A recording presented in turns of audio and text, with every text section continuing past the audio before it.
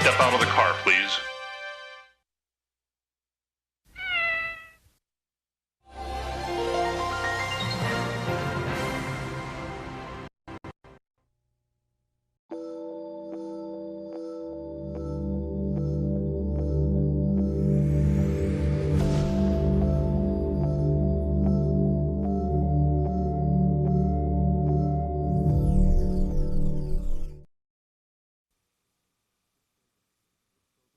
This program contains true stories of rescues. All of the 911 calls you will hear are real. Whenever possible, the actual people involved have helped us reconstruct the events as they happened. This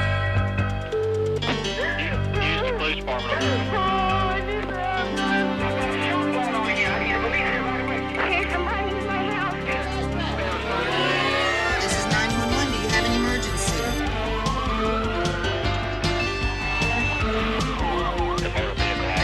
Chesterfield Emergency Service.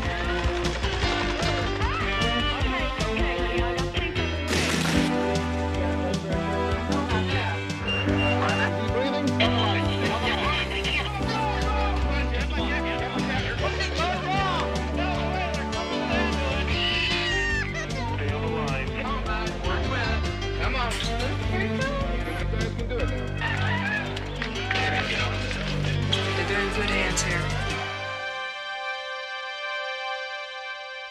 On June 16, 1989, Susan Penner put her 7-year-old son and 9-year-old daughter to bed and went to sleep herself, never imagining that a phone call in the middle of the night would force her to confront her past.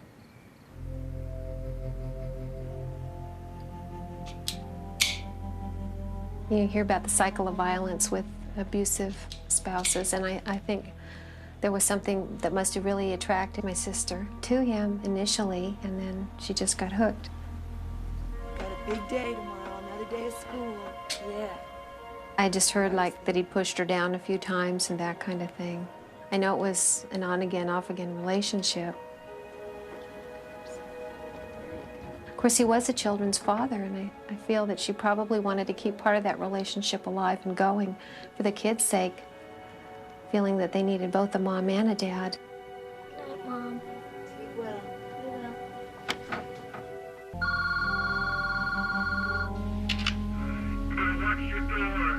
You will. He'd been making threatening phone calls all night.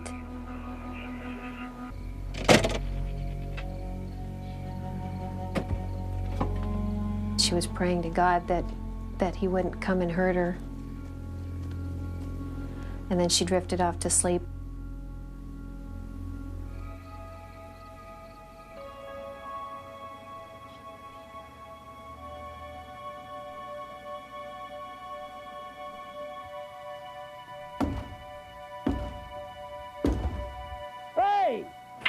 At 2:54 a.m., a call came in to Christina Osborne. Operator, help me, please. What's the problem? He's gonna knock down my door. He's gonna kill me. He's gonna have 5 of them at home. He's gonna knock down my door. Listen to you. Calm down. He said no. He said... Calm down. Who is he? At Bobby's store. Is he a boyfriend, a husband, or what? My children's father. He's gonna kill me. What's the address?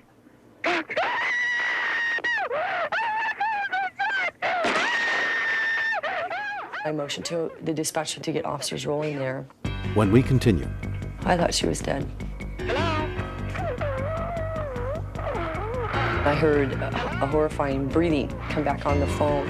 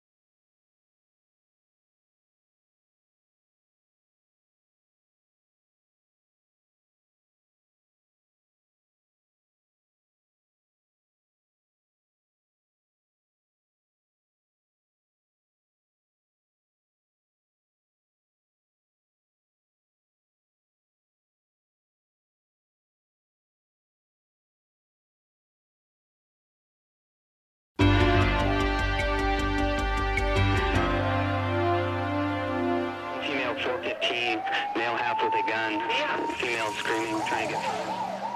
I'd heard 4 or 5 shots in the background. I thought she was dead. Hello? I heard a horrifying breathing come back on the phone. Ma'am? Can you hear me? Are you okay? I've been shot. You've been shot? Okay. We've got help on the way, okay? Stay on the line with me. Where did he go? He's still there, hon? Okay. Can you... I know it's real hard for you to talk to me. Can you give me his name? Did he go back to bed? I've been shot. Do you know where you were shot at? Hon, listen to me. My legs are killing me. What? My legs are killing me. Okay, where were you shot at, you know? My legs. You were shot in the leg? Yeah. Okay. Susan, you're doing an excellent job. Please help me. Honey, we're on the way, okay? Do you know what he was wearing? I think he's still had jeans in the shirt. He's gonna shoot me again. He's in the house? I think so. Okay, she believes that he possibly may still be in there. Okay, one more. Okay, listen to me. We're on the way. We're on the way, okay? Help is on the way. For units responding, the suspect still is inside of your WM, 6 foot 180 in jeans. One of the police officers closest to the scene was Nancy Amos. As the information kept coming in, I started trying to get a better picture of the complex, where the apartment is, possible exits for the suspect to get out of. You have to work with what you have and what you're getting, because you don't know what you're going into. Do we have any vehicle description?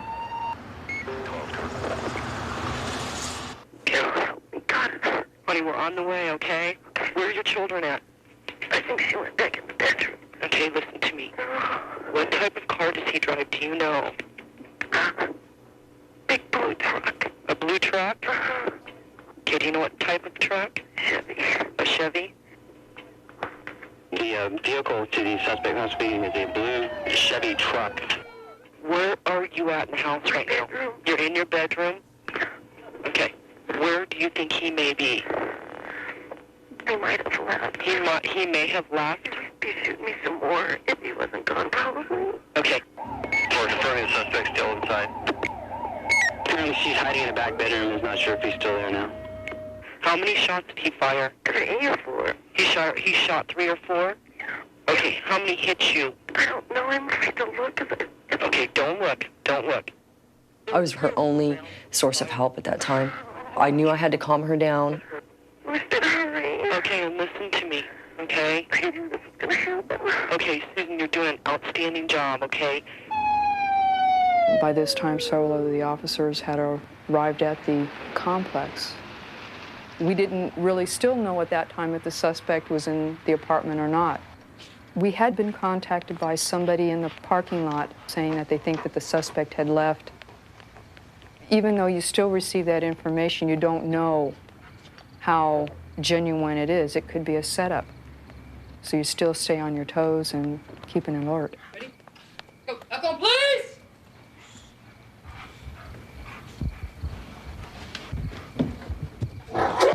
Set. Up on, please! I'm back here. She still was on the phone at the time. My kids are in the other bedroom. Susan, who are you talking to? A cop. Are you sure? She definitely was in pain. And at that point, the main concern is to get medical help to that person. Once the scene was secured, paramedics were allowed to approach. I kept her on the phone with me until the paramedics got in there. Oh, be careful. I had built a bond with Susan on the phone. Okay. Once I hung up the phone, I was real shaky inside, not knowing if she was going to be okay. Even though I'd never met her, I felt like I was her friend. At the trauma center, Susan was treated for 4 gunshot wounds to her legs. 2 hours after the shooting, her children's father turned himself in. He pleaded guilty to assault with a deadly weapon and was sentenced to 7 years in prison. Everything's going to be okay. Okay, you understand? 1 year after the attack, Susan has completely recovered from the bullet wounds. She and her 2 children have have also found the strength to get help in healing their family. Right now, we're just trying to work on getting ourselves straightened out. The more we go to counseling, the more I see what this has done to my kids, you know? It's real hard. I trusted him then. I don't want him to ever come back here. He used to hurt me and stuff, and it scared me. I'm worried that my dad's gonna come back and shoot her again. I think Susan's a very courageous woman. She's fighting right now for her rights. No human being has the right to do that to another human being, whether it's beating them up, shooting them, verbally abusing them. Women need to know that they don't have to take this. There's a lot of people out there that are more than willing to help. And if it means you have to pick up 911 to start it, as in Susan's case, then that's what you've got to do. I had people who cared about me, starting at the 911 phone call. I don't think I've ever needed anybody more than that. Next. The heat was unbearable. The smoke was just traveling up, had nowhere to go. We seen an occupant on the 10th floor. He looked like he was going to jump.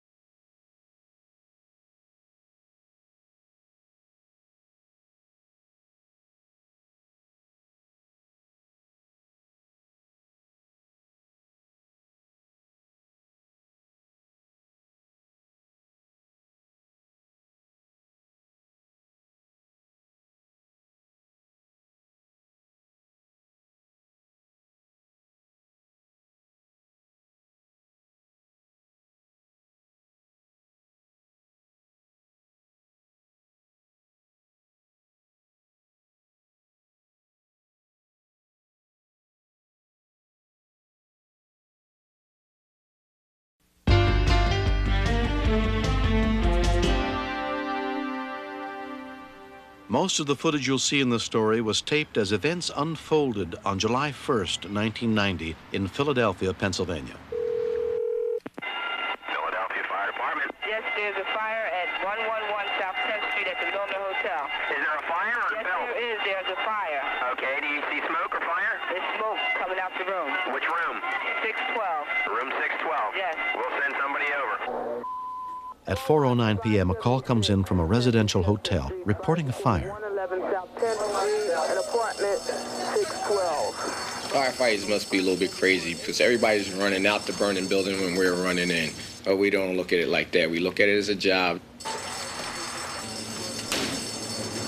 Oh, your adrenaline's going. They told there's people in the building. It was 10 stories high. We knew that it was going to go for multiple alarms. We're all scared when we go into a fire, but I don't think that anyone looks at the fact that they could get hurt or they could get burnt. The number one reason why people do this job is knowing that they're helping people.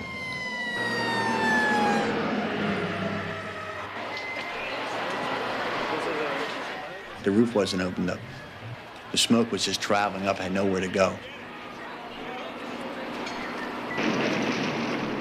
When the fire broke out on the 6th floor, there were 46 people in the building. I was up in my room. I was just about to go to sleep and I heard the alarms going off. So we get out of the building. I looked up and I seen this girl screaming out the window. She couldn't get out of her room. And I ran back up there and it was all fire, smoke all over the place. So I just closed the door and went back. By the time I was going back down, there was smoke going on the 4th floor and all. So I didn't have no chance of getting her. When we pulled up, one of the civilians notified me that there was a lady in the last window getting ready to jump.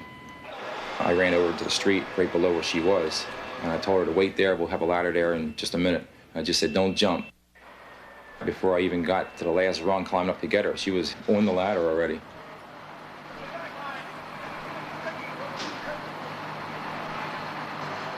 Once I got her all the way down the ladder, we brought her around to the sidewalk on the other side of the fire.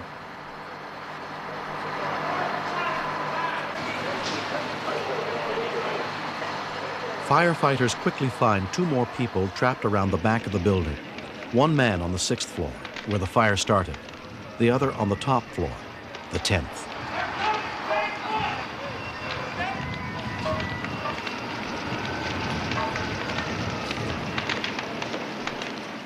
I just turned a corner, I saw somebody in the window, but it was just entirely too much fire. Entirely. Oh, God.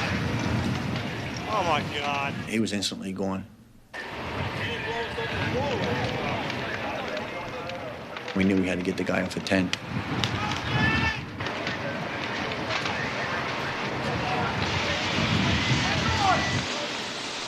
My orders were to meet Chief Hunter on the fire floor, and Chief Hunter said, Nick, you got to go get him. But ladders will not reach the 10th floor. The rescuers will have to go through the burning building. The hottest summer day couldn't really explain how hot it is. Kind of like if you stuck your head in an oven. The smoke will just travel up and heat will travel up till it can't travel anymore. They're mushrooms. And that's your top floor. We seen an occupant on the 10th floor with a towel around his head, and he looked like he was going to jump. He was just ready to go. They jump from a couple floors, you break a leg or two. From the top, you're beyond the breaking leg stage. The man hanging out the window was maybe 15 feet from the catwalk, but in order to get him, you had to go inside the building. So we went up the exterior fire tower to 10, crossed over the catwalk. We opened the door, and the smoke was just tremendous.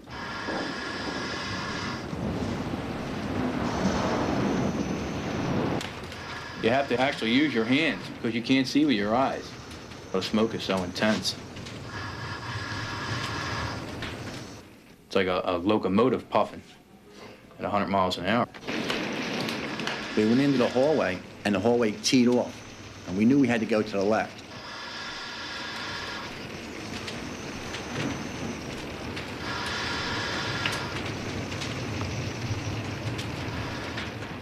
This guy only had so much time. The last thing I wanted to flash over on the upper floors, because if there was, I knew we were going to, for one, lose the occupant, and we've had a few firefighters trapped.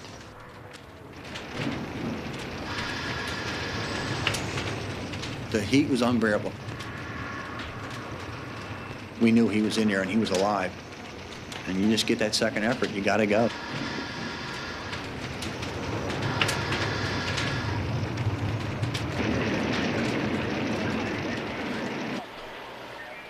Battling the blaze on the 6th floor had taken its toll on the firefighters. It was coming at us from 2 different ways. We just stayed in the middle and tried to beat it back on both sides. Somehow the ceiling came down and bounced all around, and it hits your shoulder and bounces up and gets in your neck. You can't quit at that point, because if you quit, the whole building's going at that point. You have to stay there and finish the job. The woman who came down the ladder with fireman Robert Pomonti is led to safety. He saved my life. There's no doubt in my mind. And he knew as well as I did, seen everything coming out like that. He has as much a chance of dying as I did.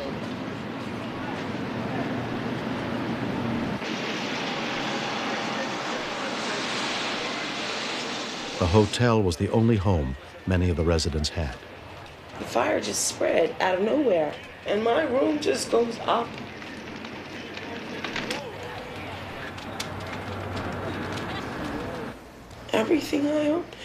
Everything I worked so hard for. 608 was home. Now my home is gone.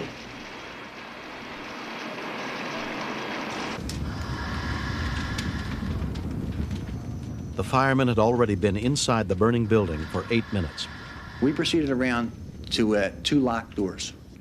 We picked one. Of course, it was the wrong one. It was empty. It was an empty apartment. We went to the next door, and that's where we made forcible entry. Got in. I heard the guy hollering in there.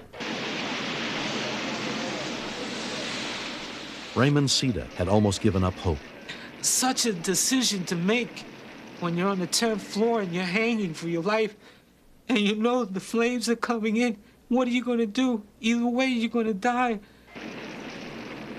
What am I going to do? Am I going to burn, or am I going to jump, or try to see if I can get to the ladder? And then somebody just, he grabbed me by the leg, and he pushed me in. He said, "Take it easy, don't worry, we're here." And he kept saying, he's dying. I said, you're not dying. He said, we're all going to die. I said, if I knew we were going to die, I wouldn't be here. I said, we're not dying. We're going to get you out of here. I used my glove and just broke the window out just to give him some more air. They saw that I was panicked. I wasn't in my right sense of mind. And he just put me over his shoulder, and they said, all right, we're going to go for it. If it wasn't for them, I don't know. I probably would have panicked and died in the hall or jumped. He was scared. He was scared, and he just wanted to get out of that building. He didn't care how he was getting out. But thank God he took the right way. He waited for us.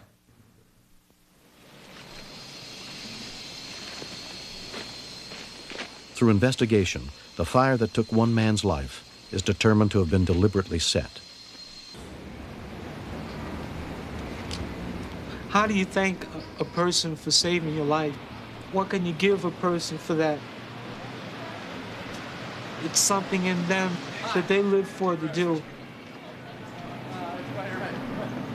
You got to be a compassionate person to risk your life to go in there for somebody you don't even know, and this guy can have a family, have kids and a wife to go home to. But they did it, It's compassion, it's feeling something for other people. That's what that job is all about. You should get awards for it, I mean, what you guys train and go through, I like to get heroism awards and all, and it's something you can hang on the wall and like in the basement and say, well, I can remember that job. I can remember that lady I got off the roof. I can remember the lady I drug out the window. Yeah, I like to be called a hero, and anybody tells you they don't, they're probably not telling the truth.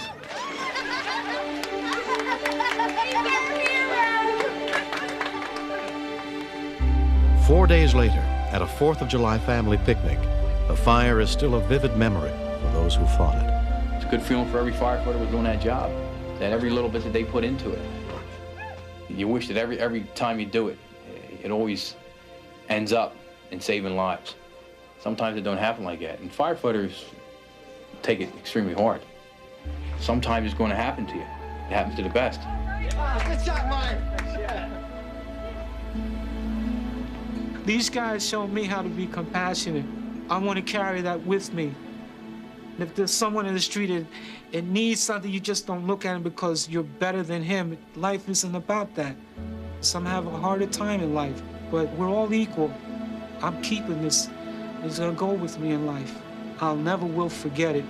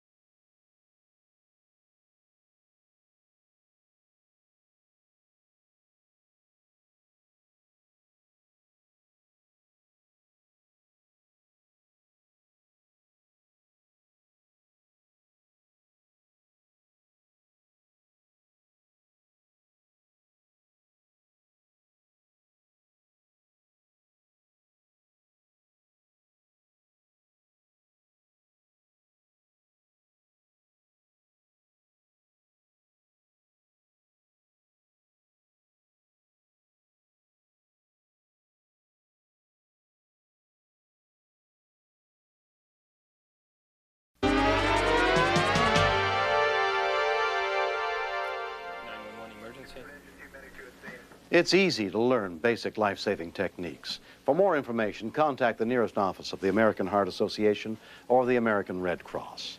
This series is dedicated to the real heroes who risk everything to save the life of a stranger. I'm William Shatner. Join us again next week for more true stories on Rescue 911.